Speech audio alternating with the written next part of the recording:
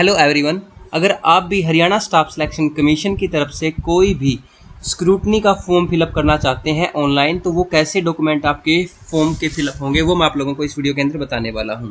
तो सबसे पहले तो आपने hsc.gov.in खोल लेना है और यहाँ पे आप लोगों को व्हाट्स न्यू में नया लिंक दिखाई देगा। देखो यहाँ पे click here to fill scrutiny form of various post, यहाँ पे क्लिक करोगे तो आपकी बहुत सारी पोस्ट हैं जहाँ पे आप स्क्रूटनी के लिए कोई भी आपको स्क्रूटनी का फॉर्म भरना है वो कैसे भरना है यहाँ पे जानकारी मिल जाएगी। अदरवाइज अपडेट करना है आपने, तो अपडेट कैसे करते हैं या करेक्ट करना है स्क्रूटनी फॉर्म को वो कैसे करते हैं, तो मैं अभी आप लोगों को IT इंस्ट्रक्टर की जो अपडेशन आई है उसके अंदर आपको बताने वाला हूँ। तो सबसे पहले आपको यहाँ क्लिक कर देना है। उसके बाद आप अपनी यहाँ पे कैटेगरी सेलेक्ट करेंगे। फॉर एग्जांपल जैसे मैंने WCSI सेलेक्ट कर ली। उसके बाद आप इसको लॉगिन कर लेंगे, लॉगिन करेंगे रोल नंबर डाल के और ईमेल ID डाल के। मैं यहाँ पे इसको लॉगिन कर लेता हूँ, ठीक है। तो लॉगिन कर लेते हैं 1 सेकंड के लिए। देखिए मैंने लॉगिन कर लिया है, यहाँ पे मैंने लॉगिन कर लिया है। ये एडवर्टाइजमेंट नंबर 12/2019 है और मैंने कैटेगरी नंबर EDI के लिए अभी लॉगिन किया है। तो आप WCSI या किसी भी कैटेगरी के लिए आप यहाँ पे लॉगिन कर सकते हैं। तो ये एप्लीकेशन फॉर्म दिखाएगा। उसके बाद आप लोगों को दिखा रहा है भाई ये अपलोड किया था जो डॉक्यूमेंट आपने जब अपने फॉर्म अप्लाई किया था, पेज नंबर 1।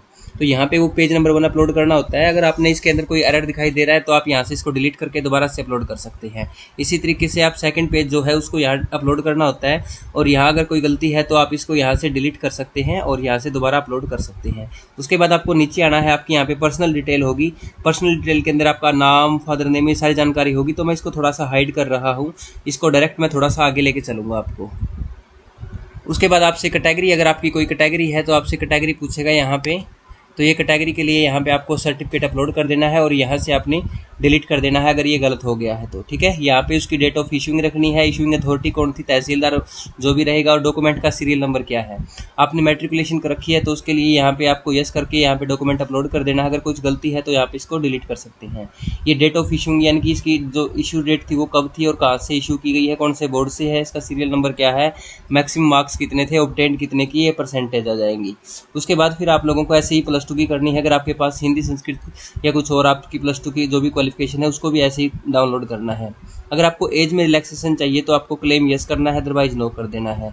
अगर आपकी एज 17 से 42 है 26/9/2019 के बीच में, फिर आपको एज की ज़रूरत नहीं है रिलैक्सेशन की। अदरवाइज अगर आप इस लिमिट से बाहर है 42 से 26/9/2019 के अकॉर्डिंग, तो फिर आपको एज रिलैक्सेशन अगर आप कैटेगरी में है तो ले लेनी चाहिए।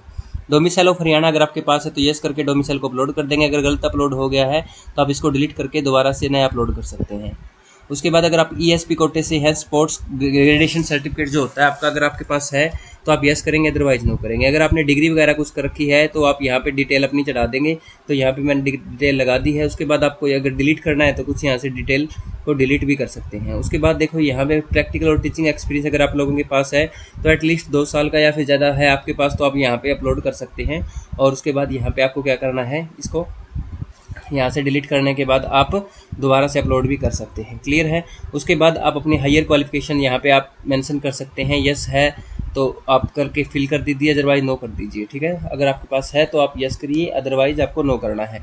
एक्सपीरियंस सर्टिफिकेट जिसका आपको नंबर चाहिए, जो गवर्नमेंट से प्रूव होना चाहिए आपका, तो उसके अंदर आपका देखो यहाँ हमारा का एक्सपीरियंस सिर्फ है नहीं, अगर आपके पास कोई है तो वो कैसा होना चाहिए भी, अंडर गवर्नमेंट ऑफ हरियाणा के अंडर में होना चाहिए। जो रेलिवेंट है, अप्लाइड पोस्ट है, उसी के अकॉर्डिंग होना चाहिए। क्लियर है। तो उसके अकॉर्डिंग आप अपना एक्सपीरियंस यहाँ पे लगा सकते हैं। जैसे एक एक्सपीरियंस सर्टिफिकेट ये लगा दिया, उसके बाद एक ये लगा दिया। अगर आप इसके बाद भी ज़्यादा एक्सपीरियंस को अपलोड करना चाहते हैं तो ये ऑप्शन दिखाई दे रहा है ऐड मोर एक्सपीरियंस। तो ऐड मोर एक्सपीरियंस पे क्लिक करके आपके पास यस है, यस करने के बाद फिर आपको डिटेल मांग लेगा कि आपके पास कितने साल का है, क्या है, सारी डिटेल आपको फिल कर देनी है।